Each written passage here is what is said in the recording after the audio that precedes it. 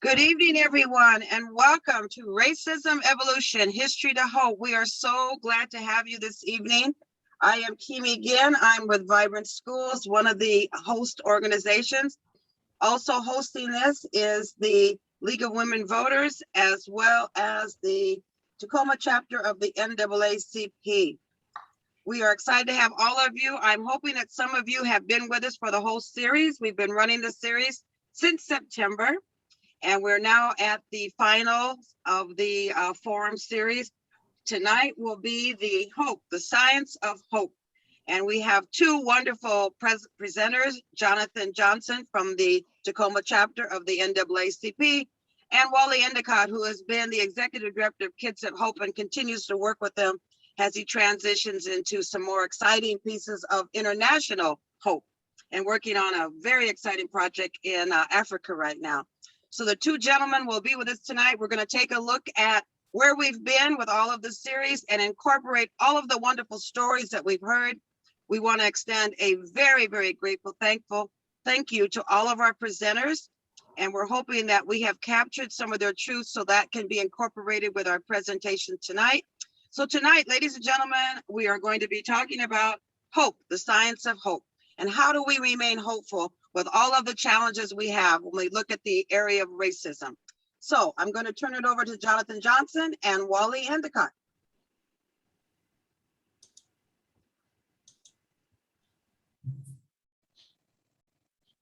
You're muted, Jonathan.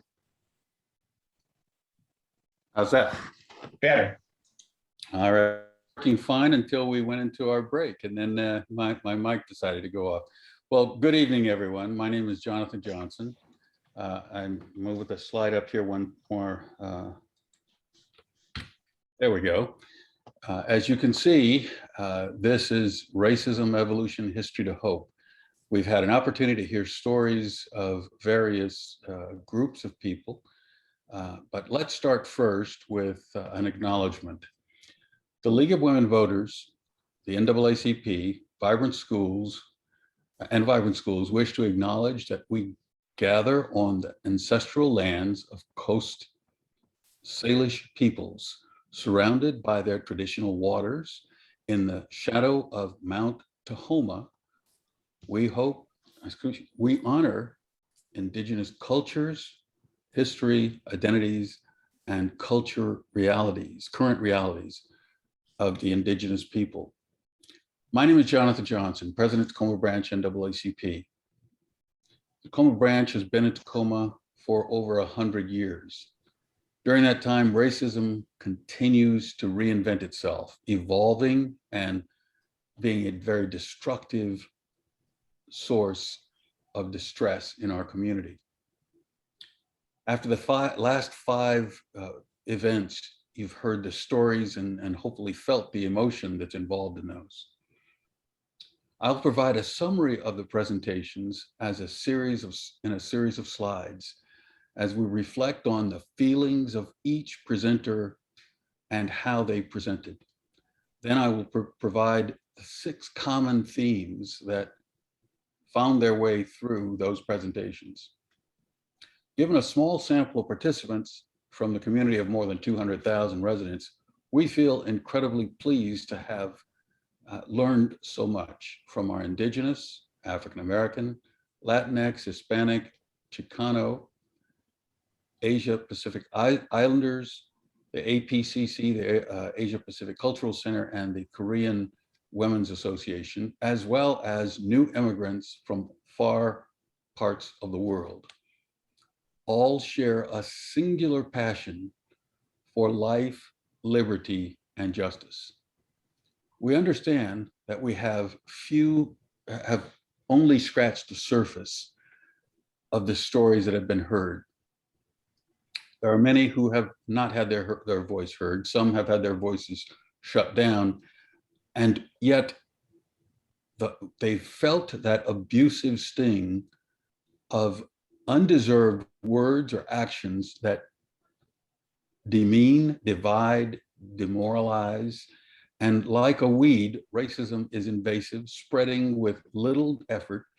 Its presence prevails, and voters uh, sorry, the League of Women Voters and the Tacoma branch NAACP honor the presentations, the stories of each individual, their group that they represent, their unique lived experiences. And we hope that this is the start of an ongoing effort to begin healing, building lasting relationships, and retire biased practices and behaviors while practicing hope-filled behaviors that show a new generation our commitment to living our collective humanity.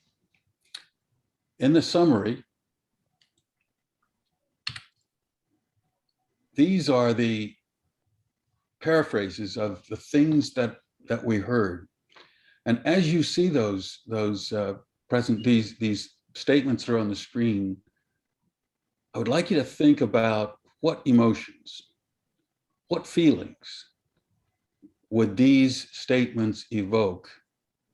Because we will never remember all that was said, but we will remember the emotions.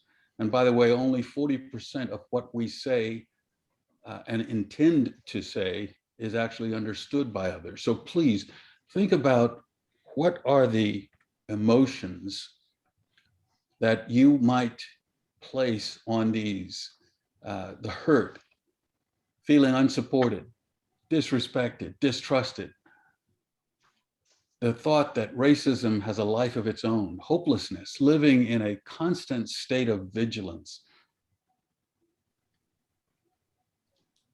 Each of these things that we've been discussing, they evoke the pain, the anger, the disappointment, the isolation. They show the hopelessness, and then yet some express hopefulness. So a part of what we're looking for is how do we reach the point of sustaining the hope that's necessary to achieve what's necessary to make our family successful when we have these kinds of limitations placed before us. And as a group of people, we can be divided. And when we're divided and creating stories or narratives about each other's groups, we continue work that was already started before us. As we look and feel this despondent, this depression, the mistrust, being stereotyped, when we think about those emotions, what is it that happens that allows us to think we're right when we're doing such things? One of the key points that the APCC pointed out is how we end up being isolated yet stereotyped. We become a part of a group of people. They represent 49 different nations, yet they're grouped into one name.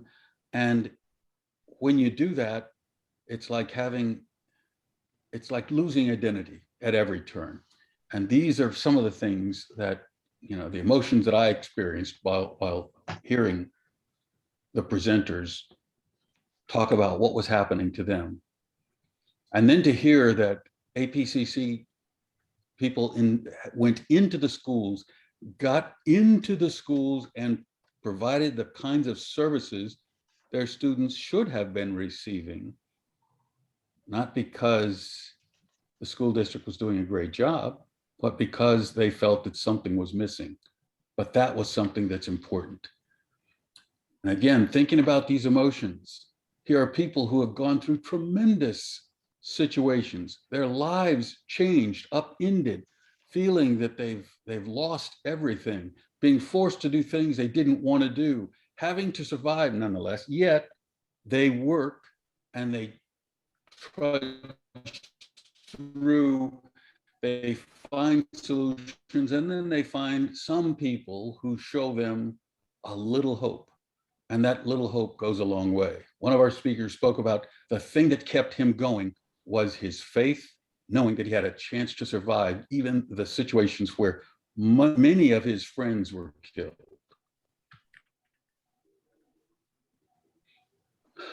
These are stories And again, we've only touched the surface of these stories.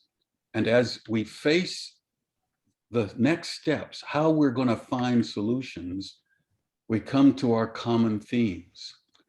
And this is an overview of our common themes. It shows the groups that were contacted and how each group provided information.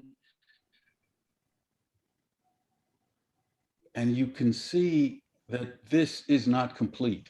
This is not a complete picture of our community. So we need to have a process that works to speak to more people and find ways to engage people that we haven't had a chance to communicate with. The next 6 slides show each of our common themes. And this one is embedded race and ethnic bias in property rights.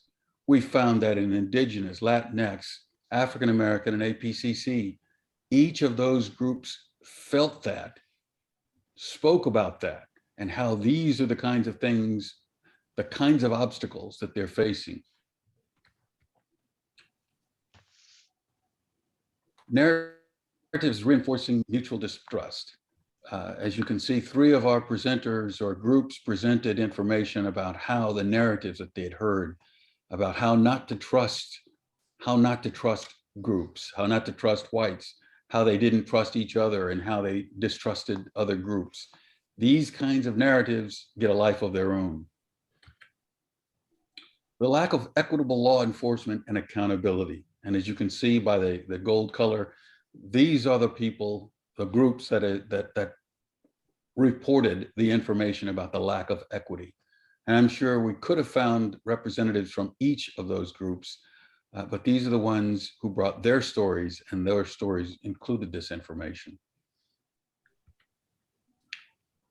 Institutionalized oppressive disrespect in land and economic rights. It started at the beginning of our country. It started with indigenous people, and it continues. And it continues in all groups. And as you can see, all were impacted by this particular common theme. I mentioned the shortcut or stereotyping of ethnic groups. I use the analogy of a twin, and I remember my first twin that was an identical twin that I met, and couldn't get them identified for the life of me. However, when I really put some effort into it, I could find and differentiate the differences. We need to have that level of detail, that level of work done so that we can identify the people who have their individual identities and give them the kind of respect that they deserve. This one is, I think, one of the ones that is so telling to me. Privilege, hurtful language against children. I have to say that again. Privileged, hurtful language against children. Each of these groups reported having experienced that. So not only are we doing damage to the adults, but we're doing damage to the children and bringing this to another generation. And with that, speaking of children, I met Mr. Wally Endicott at a gospel event at Pacific Lutheran University in 2009. We talked about a number of things that day, and he has become one of my most trusted colleagues in improving education, building community, identifying the treasures in those people that we meet, and helping us realize that we are the solution. We have advocated for families and students together. We have I've become a treasure hunter, a member of the Northwest Board of Kids at Hope. Wally has served on the executive committee of the Tacoma branch NAACP and the education committee of the Tacoma branch. We believe that bureaucracy is necessary, but hopeful culture is essential. I give you my friend, fellow treasure hunter, Wally Endicott.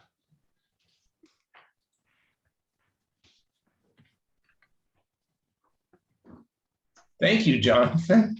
It was very nice. It's interesting that Jonathan's piece ended on that language situation that he is describing around all of the things that all of you participants have been speaking to, because with hope and with this work, we want to try and offer and connect with you all to see if there's some interest. It's around changing culture, and culture is all about common language and common belief systems.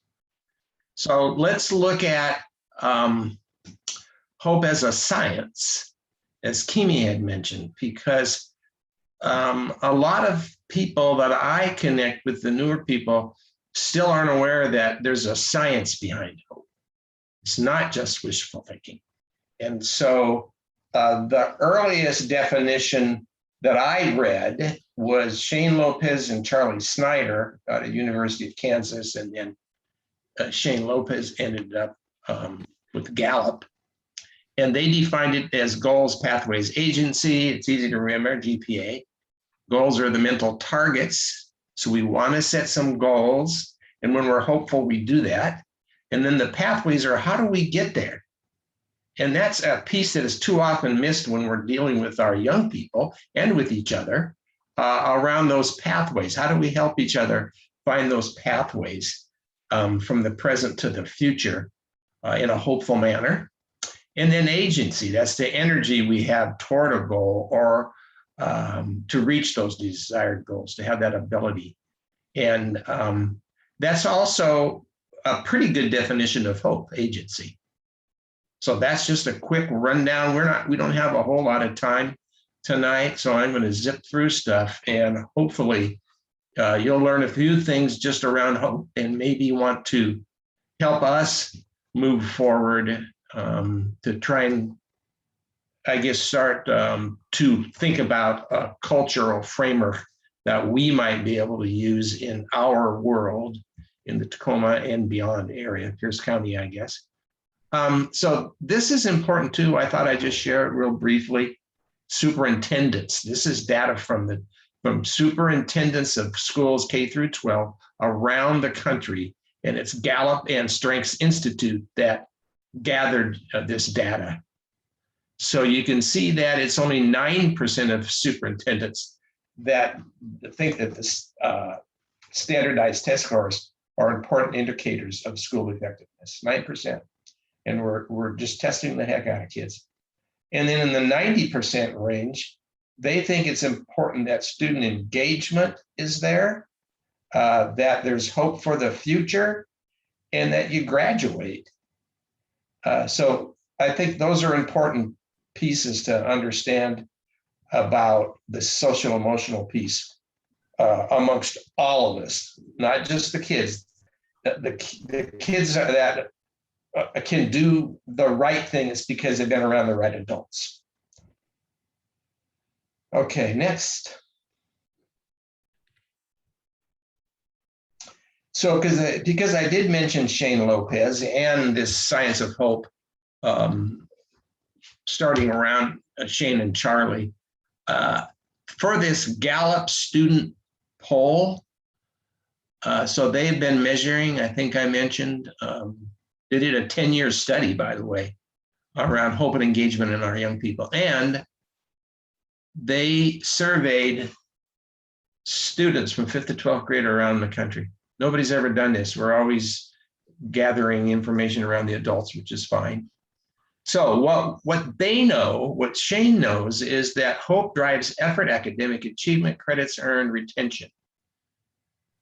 It's more predictive of academic success than the traditional measures. So wherever you lie on a hope scale, and it's pretty easy to determine how hopeful a person is, a young person and adult, and those numbers are quite similar as far as adults being hopeful or not being hopeful. So that's a good predictor of our success. And then when it comes to the academic world, it's the same thing. You're going to have more success. So here are some research conclusions that we came up with kids at Hope over the years. It's not risk or trauma that prevents success. It's the absence of hope. So we've went from defining kids as at risk in some of those issues, and there's nothing wrong with that. The same with trauma, and we define that really well. There's great research, but that's not what prevents success, being at risk or having a background filled with trauma. It's the absence of hope. So if we're going to look at trauma and risk, we need to have that next step, because hope can be taught and learned. So Wally, Yeah. would you say that the information we collected over the last 5 sessions represent trauma? Oh, absolutely, right. And it definitely happens day in and day out across the country around racism and bigotry. Of course, I would think so. Having not having that background, being a Caucasian, I can't relate to it directly, but certainly what I see, I definitely think that the trauma is experienced day in and day out, especially those young people who haven't had a chance yet to find their way in the world and understand that their color and their background does not define them in a risk-filled way. The good thing, number 3, is that hope can be taught and learned. So that's remarkable, because we see, and you'll see some results of what happens when we do that. And it's not programs or curriculum that make the difference in our lives. It's meaningful, sustainable relationships with each other. So whatever our jobs are in the clubs we belong to, really the important thing is, in any of those situations, is creating meaningful, sustainable relationships. And I think we all understand that. That's why we are social animals, and we do want to interact. And the research shows how important that is. So there are these 3 strategies I'm going to talk about now, and they're all around how to create hopeful environments and going from me to we. This is the key, and this is the invite. We're going to try and see how many people here might want to move forward to help create that environment. So number 1 is believing.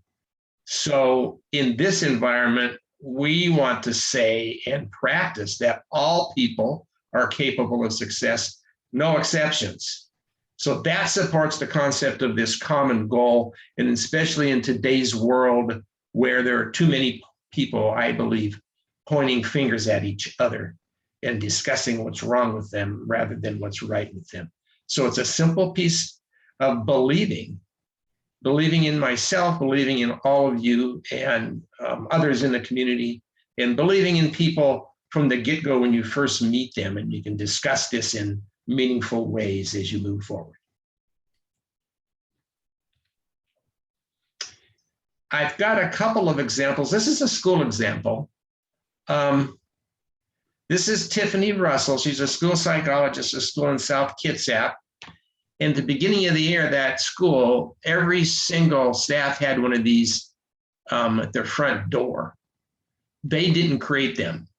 The kids and some other staff people in the building did. So they went around and interviewed. And so I'm not sure how well you can see this, but colleagues believe my greatest strengths to be. So this was the same on everyone. And in case of Tiffany, the kids ran around and they talked about Tiffany, what they saw in her, and then they went to some of the staff as well.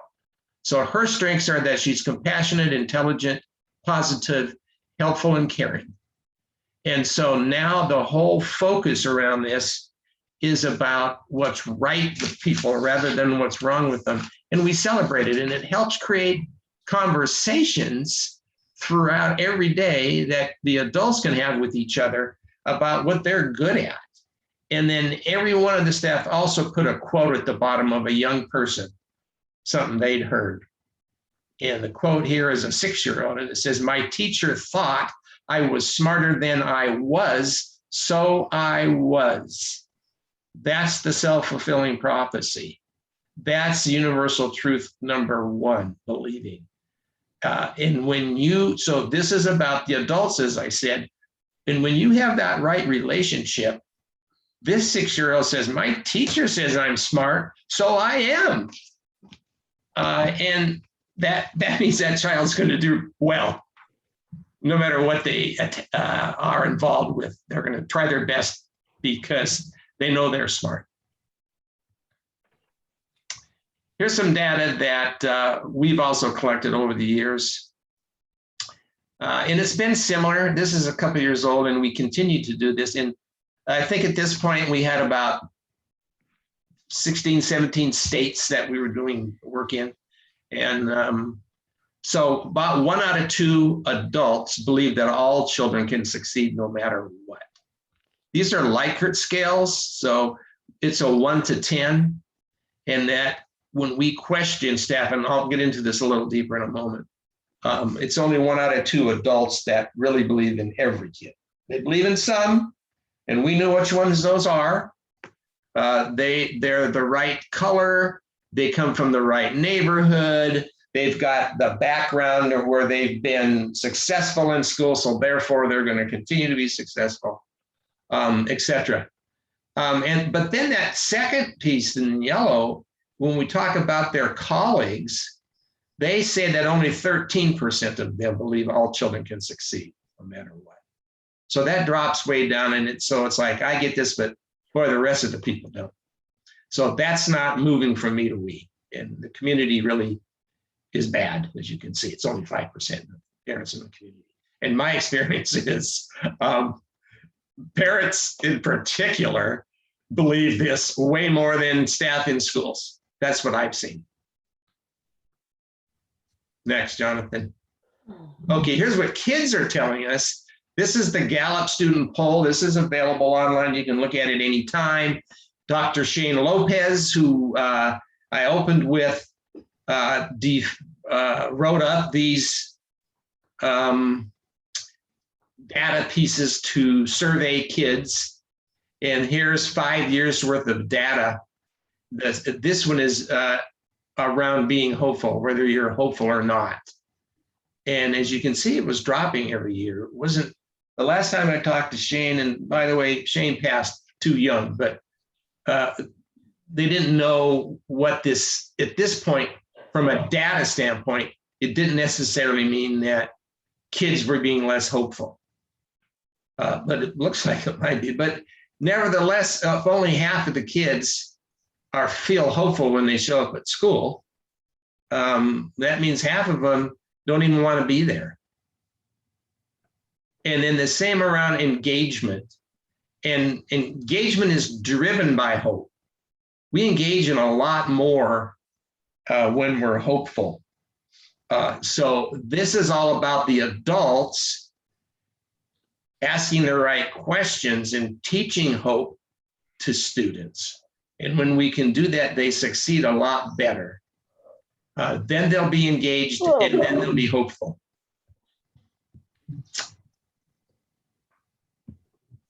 So here's that question number 1. All students are capable of success no matter what is the statement. This is the Likert scale, 1 to 10. And then, you know, if you're taking this, you circle where you're at as far as agreeing with that statement. And this is an example of an actual school, Sunset Elementary in Kennewick. So and this is pretty low. 2017, it was pre-survey, so it was before we'd really started any work with them, but we were talking to them. And when we surveyed this whole staff, only 3 out of 10 selected the 10, 30% selected the 10 on that question. And then in 2018 was the first year they started performing as a hope-filled school. They became a Kids at Hope partner. As you can see at the end of just 1 year, that went from 30% to 89%, believing that all students are capable of success no matter what. That makes a huge difference. It makes a huge difference when kids go to school. when the adults believe in them and believe that they can be successful no matter what. It's not just a select group of students, but all of them. And as you can see, by 2019, 100% circled that. That's pretty awesome. Try and picture a school where when you walk in, every staff believes in every kid and is focused on helping them be successful.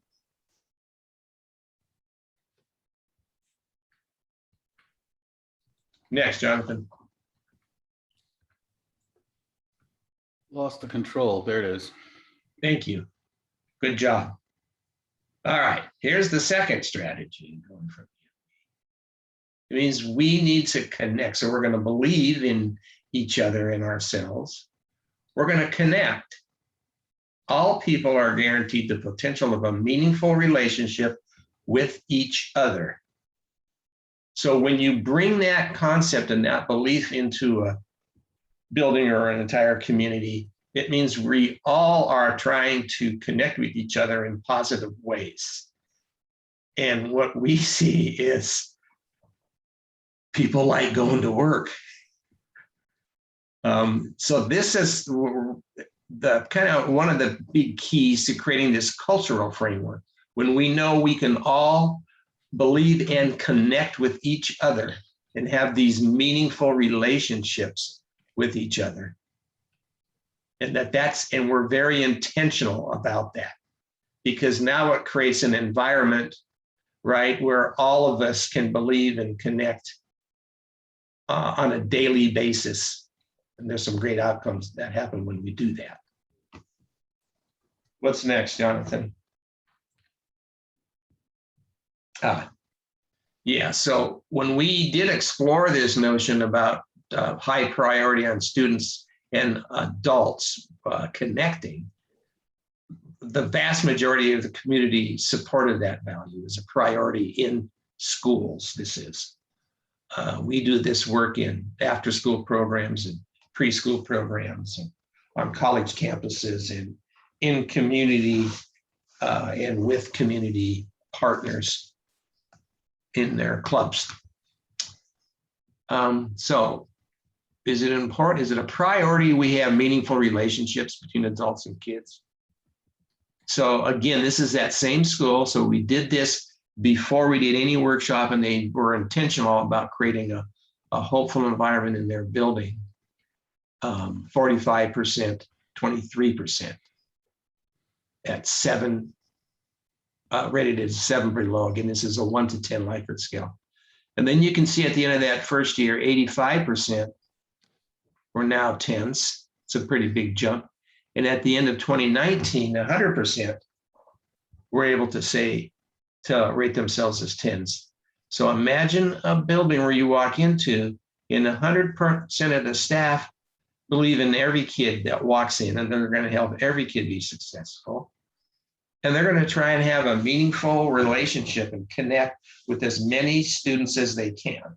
This doesn't mean that we have to connect with each and every kid as an individual, but what happens when you bring this environment, then we as a group can connect in meaningful ways with each other, with young people. And it is quite remarkable, because now this is what we're focused on. And when we listen to some of the issues that Jonathan brought up when he did that summary, which was terrific, this fits in so well, because now we have a way to connect with each other in a meaningful way, rather than demeaning each other and being separated and pointing out things that are our differences. Okay, so we believe, we connect. This is what we want to do with this environment, with this culture and the community, with all the adults that are a part of this. We believe, we connect, and then we time travel, which in the scientific annals is referred to as chronosphagia. So more and more work has been being done around mental time travel in the last 15, 20 years. So we can learn the power of mental time travel by exploring future in 4 destinations, because it's all about knowing and having ideas for the future and planning on it and setting goals.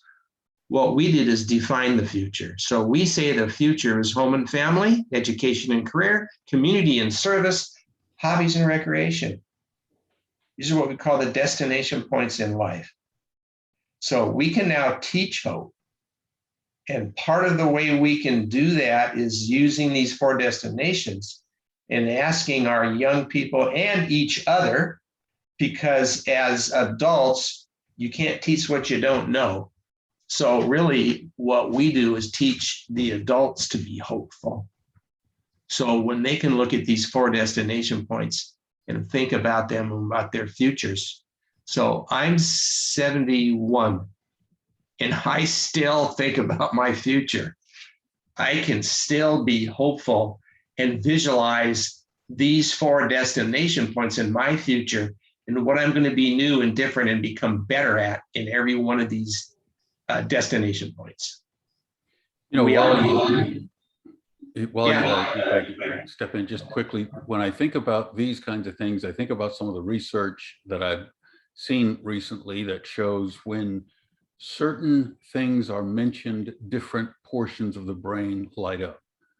And when we only talk to children about what they're going to do when they grow up in their job area, each of these different areas light up a different portion of their brain. So you're actually diversifying their ability to think, and then adding that to adults. If all we're doing is thinking about work, we become that dull boy that people talk about. So all of these things are all rooted in brain science. And yes, it sounds very simplistic. And I remember when I went to airborne school and they wanted me to run for a full week and do push-ups more than I ever wanted. But on week 3, I was really glad they did those things, because when I jumped out of the plane, I really needed to have my muscles at their peak. So thank you for that information, Wally. I appreciate that. You bet, Jonathan. Just a couple of quick examples. This is a school in Franklin-Pierce. Laquan was 7 when he did this. So kids, it's kind of cool on the walls when I'm in those schools. This was just an assignment, and it was about your destinations for their future. What does your future look like? And Laquan, at 7 years old, says, one of my future destinations is art. So I will need to design a golf course. That's critical thinking at 7. It's really powerful. And when I look at his picture, I think he is pretty good at art. So he's kind of got that figured out. He knows about the destination points. He's a hopeful kid.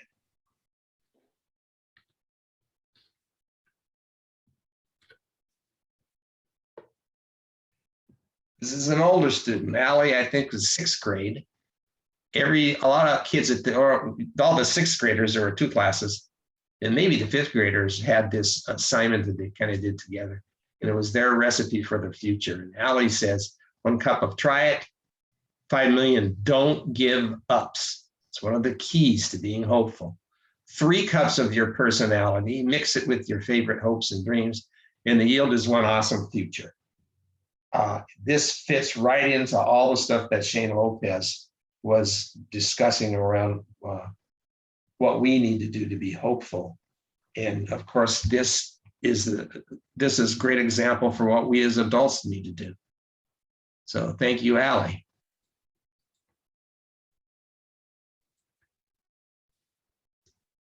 And so at 3 years old is when our brain is developed enough to understand we have a past and a future. So these are 3- and 4-year-olds from an early learning project that we have in Franklin-Pierce as well. There's 300 or 400 kids in there. It's really a fun place to visit. I was in there once, and this was what was on the wall. This was an assignment. If I was president, I would help my mom clean the house, help people get their lunch boxes. So now we're recognizing kids for their desire to help others. And mean, they empathy, understand right? that that's a key piece to their futures and to their ability to be a good person.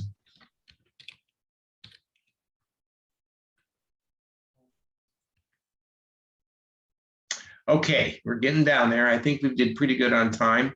What we have learned, the greatest at-risk factors lie not just in family dynamics, social conditions, or community poverty of services, which is how this is kind of the norm as far as when we start talking about risk factors. But we believe there's a second part to this that we really need to focus on. Go ahead, Jonathan, hit the down button once. So the risk factors can also lie in our personal beliefs, our relationships with each other, and our ability to sense and prepare for a future in which we can succeed.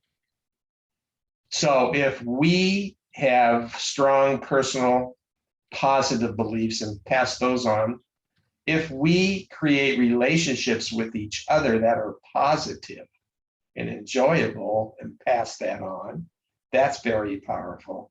And then we want to have this sense to prepare for our futures in which we can succeed, and then have those conversations with others as well. So I think that's a key. Yeah, is this the antidote to trauma I put in there? Yeah. This is really remarkable stuff when we look at it in these terms here: the believing, the connecting, the time traveling.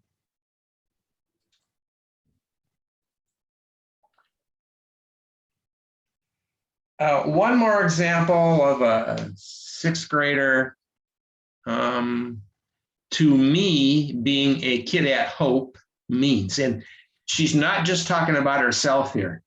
She's talking about all the kids that are at Hope in her school.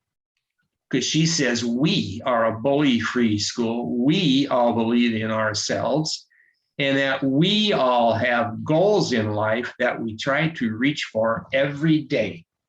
That is pretty cool. That's a powerful statement. And I know if I still had kids in school, I'd want them to be at a school where this was part of what they professed. And this is one of the lessons that every kid there learns. One more, John. Oh yeah, Kimi had mentioned Africa was Uganda. So I got to spend time there in January of 2020. Is that when the COVID started? Jeez. Anyway, that's just an example of the African continent, where we find that those are these people, wherever they're at, seem to relate to this hope thing. And what happened was I got invited to present at the 2018 World Community Development Conference in Ireland. It was an honor and it was really exciting. And what I found there was most of the African countries, the people I met from there, seemed to already understand something about the science and practice of hope. So this is really a cool site. The Hope Center there in Jinja, Kampala, in Uganda. So here's a quick little reference guide. Every organization has bureaucracy, and they also have culture, right? Culture is the human side, bureaucracy is the system side. My experience, most organizations spend most of their time on the bureaucratic side, being efficient. When we can also focus on the human side and create a marvelous culture. And there's a lot of stories out there, and most of us, all of us here, have read about some of these organizations that have really went to the next level, and they do it through their culture. So I won't go through this, but you can see the difference between being efficient and being effective, going from management to leadership. And it's how we go from me to we. And rather than judging on behavior, we recognize potential in kids and each other. When we recognize each other for our potential, when we see it, it's just a matter of how do that we're always looking for that. When we're looking for potential, we find it. When we're looking for bad behavior, we find it. So it's really not that difficult. And we can go from good to great. So I recommend at some point, you're probably going to get this PowerPoint from Cynthia. You can study that a little bit. This is an example of one of our early Kids at Hope schools, Oakwood Elementary, which doesn't even exist anymore. Well, it does. It moved over to a different location, and it's a different name. But anyway, as you can see here, between 89 and 97% of its population were free or reduced lunch for 7 years in a row, which was the time frame we started working with them. And I think we did the workshops in 2011, 2012, 2013, 2014, and 2015. I never got a chance to get the picture. They got School of Distinction Award from the state organizations, whether it's WASDA and ASCD and OSPI, all get together and do this. And it means that you had the largest, you're in the top 5% of schools statewide in your increase in your academic scores. So I just wanted to show that what happens.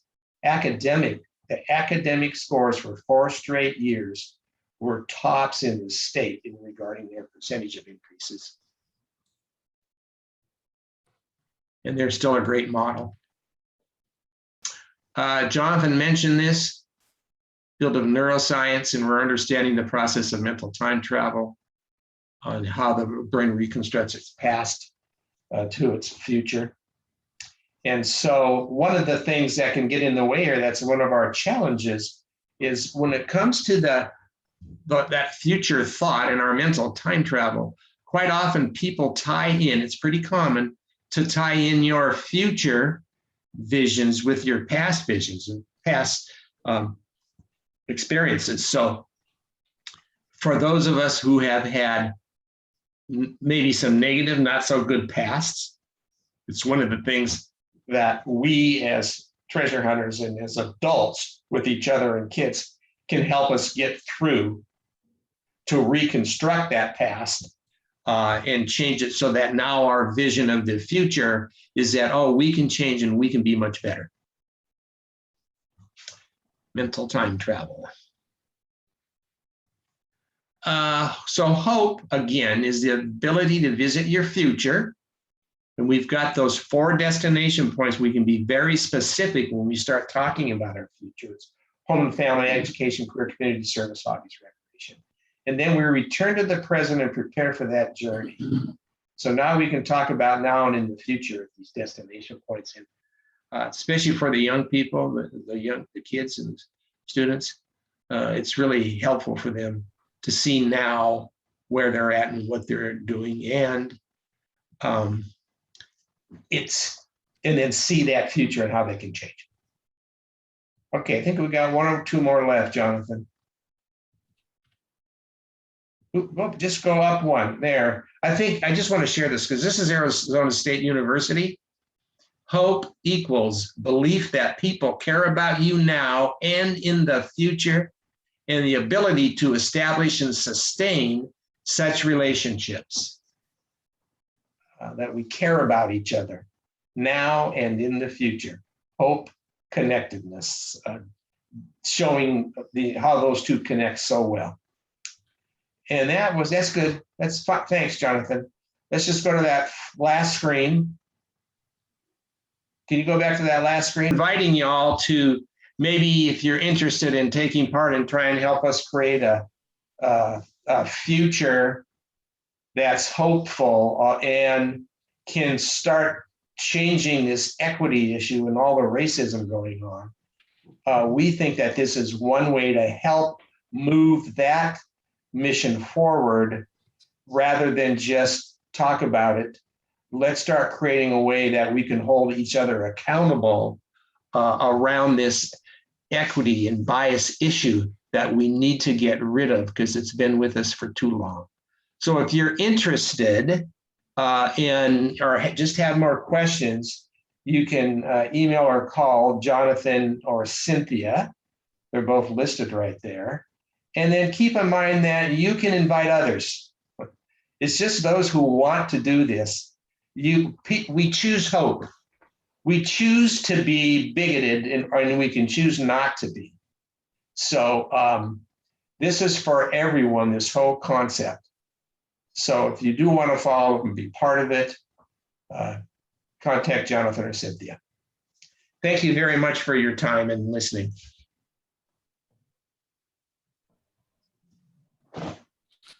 Fantastic presentation, gentlemen. Thank you so much. And we're going Through to the process of seeing what's going on.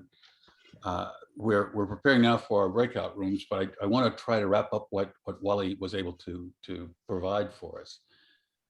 There are things in life that require linear education. Many of our parents have received information about how to be the way their parents were. I'm working with a family right now that they were perfect examples of what their parents did. However, what they're doing has placed them and their family in jeopardy because they have not moved into the 21st century. We have to infuse hope in what we're doing. If the only way people do things is because they're afraid, that works for a while, but my military experience said and taught me that fear is not a good long-term motivator. So if we're trying to change things, the police who exhibit fear tactics, that's not going to work for us. If we're not going to develop an ability to work with people who are different than us, then we will be a society on the trash heap of life. I want to recognize that the work that is represented here, yes, it focused initially on children, but if you look at some of those statistics they were showing, some of those children are now adults. And if you notice the trend, hope was declining. So we have a choice. We can let it continue to decline, or we can start to move forward. So let me just do a little preparation for our small groups. At the beginning of the National Football League, if you were not white, you need not apply.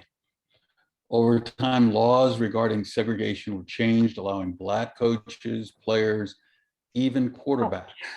However, the culture was not evolved enough to allow players, even world-class quarterbacks, to speak their truth without being excluded from the game. The success on the field of the NFL, however, can be particularly attributed to the honest reflection process of viewing one's video, their tapes of the game. And the whole focus of the game is to win. And if you ignore the things that you're doing that are causing the team to lose, you'll continue to lose. We don't do that very well when it comes to personal behaviors, dealing with racism in our society. And as I reflect on Jelani Cobb, who is a journalist who put a very good report out a week or 2 weeks ago at the Seattle Art, there was an art conference they had. He said that because football players look at what they actually did, and not they're assumed, they're able to improve the next week. We don't have that in our stands. We don't have that in our communities. We don't have that in our meetings. We don't have something that allows us to strive to be better. So I'm asking you to do something a little bit more tonight, and we're going to shorten it and have only 3 of our options available tonight. We would like you to look at what is the specific behavior, a particular behavior that needs to be mastered to change one of those 3 items that we're going to be looking at tonight. These are difficult things that we're trying to breach. we want to have each breakout room focus on a big goal in that on that option. One big goal. What do you think you want to do? And then identify a particular behavior to target that steps towards that goal. It's not difficult, but it's definitely not easy. So with that, I'll call up our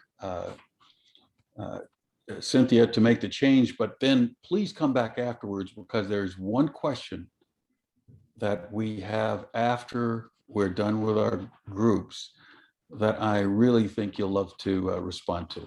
Thank you very much.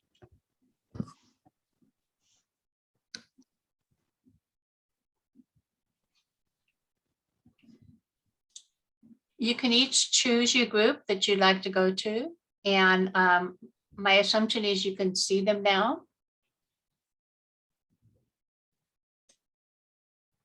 You have to choose the link in the bottom of the screen and then choose which break room you want to join. And they are visible, Cynthia. They are visible. They're not visible? They are visible. They are. I So don't see it. each This is person Eva. would just join. Cynthia, I'm not seeing it. There, maybe that's something. Well, I don't know about you, but I had a good time. Yeah, I really felt that the summary that you presented, Jonathan, really helped us to take us on that journey, because this was a journey. And and hopefully folks who if you would, I would be curious if there's any of you who went through all of the series, the 6 series, would you put that in the chat to say you were in for all 6? That would be nice to know how many of you have been here for all 6.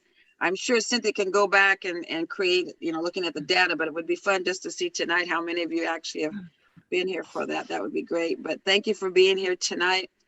And I know, Jonathan, you had a wrap-up question for us. Well, there is a question that Cynthia can post for us to respond to, and that is hopefully available for us. And while we're doing, well, there it is right here. How would you finish the sentence? I believe it's possible to change, and you get a chance to choose one of those things.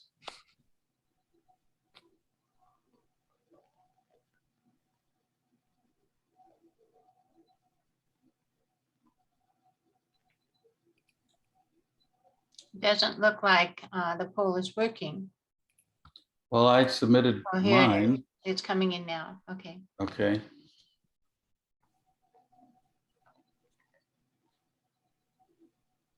And while we're waiting for that to come in, I just want to say this. I was approached by Cynthia early in the year with this idea. And Cynthia knew from our education committee, because she serves on the Tacoma branch education committee. She knew what Wally and I had been discussing in Kids at Hope. And then we heard what was going on, and they came together and asked if we could come together and put together a series of events. And I was all in. We brought Wally in later on, but I just want to thank my colleagues for the vision, first, the friendship that was required, the trust that we had in each other, and then to develop a strategy for trying to do something. These are first steps. The first airplane flew, hundreds of feet. The first car, they called it a T model or an A model, whatever, but it wasn't very pretty. We're just at the start of this. If we're going to do what needs to be done, we will have to find ways to engage, to inspire, to believe, connect, and have a vision. Wally calls it time traveling, synesthesia, finding ways to make sure people understand we are friends, not foes, and we have things in common that we need to know. So thank you, Kimi. Thank you, Cynthia, Wally. this conspiracy that we've got going right here is a great conspiracy, and just because few people know it doesn't mean it's not good stuff. So Jonathan, thank you. And I think, I don't know, well, if you caught it, I think he said we about 10 times in his thank you. So it is a we about, yeah, me to we. You're clearly practicing that. And Jonathan, thank you so much. And a shout out to Cynthia.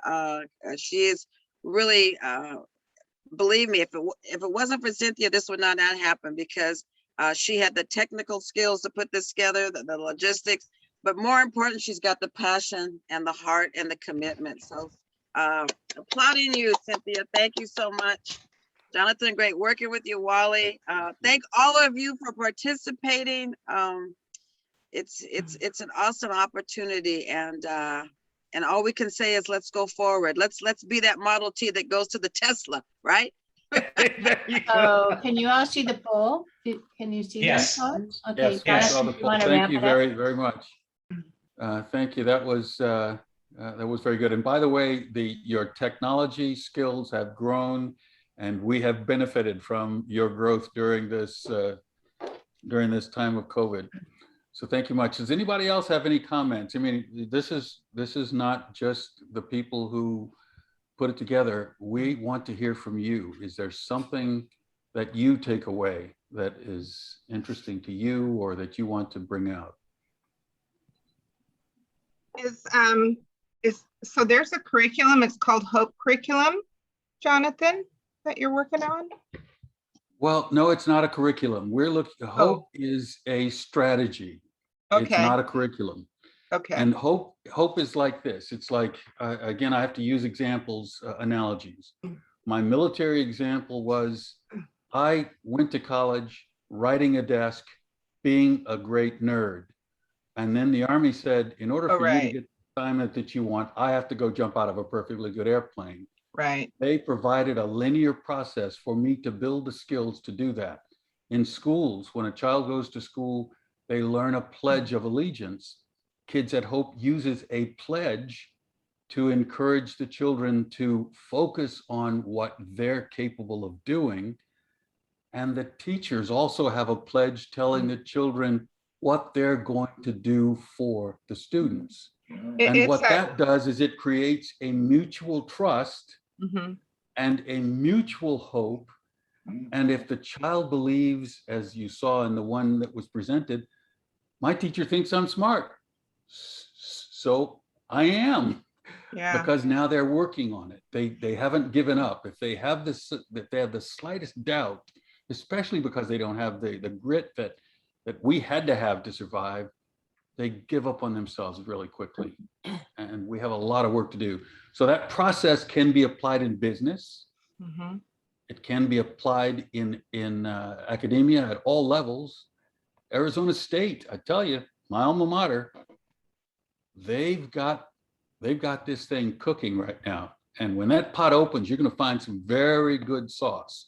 So here's an opportunity to get in on the ground floor of doing great things. And by the way, Wally didn't mention, there are cities, entire communities that have come together and said, we're going to focus on creating a hopeful environment for all of our kids.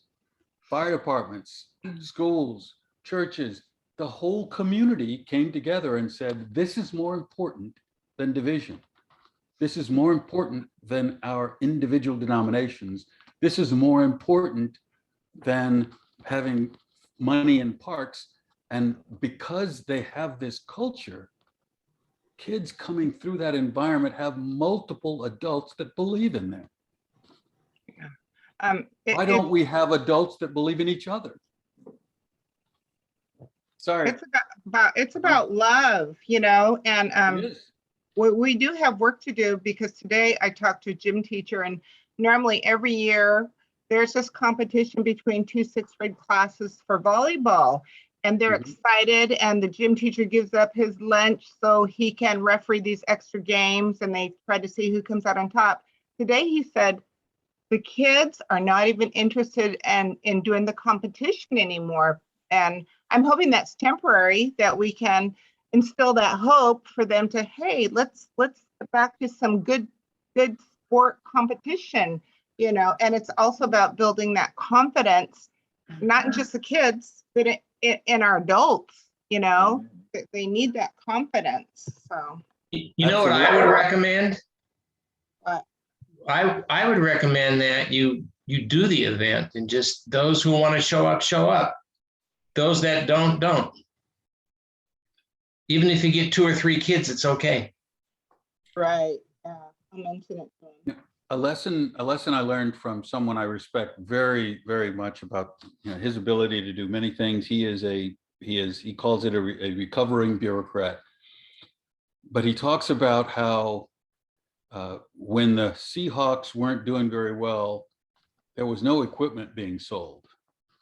But when the Seahawks started winning, there was merchandise everywhere. So the idea that Wally said, I think gives you the idea that once you show the success and people start benefiting from that success, they want to get on the team. When an NFL team started winning with a black quarterback or a black coach, other teams are trying to say, wait a minute, is there talent out there that we're not touching? Is there a way that we can win? Because winning is everything. It's amazing. Winning allowed them to change what's happening. We have to find, and that's what's difficult about this. Education normally starts with a curriculum. Let me buy the curriculum. Let's use the curriculum. This has nothing to do with curriculum. This is about finding its problem solving and leadership.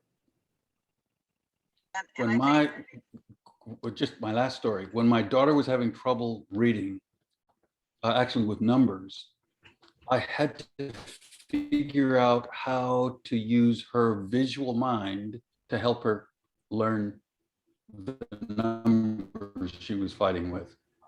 And I came up with a strategy that allowed her to see birds flying, and she hit the answer every time. Knowing what you're dealing with allows you to develop a strategy.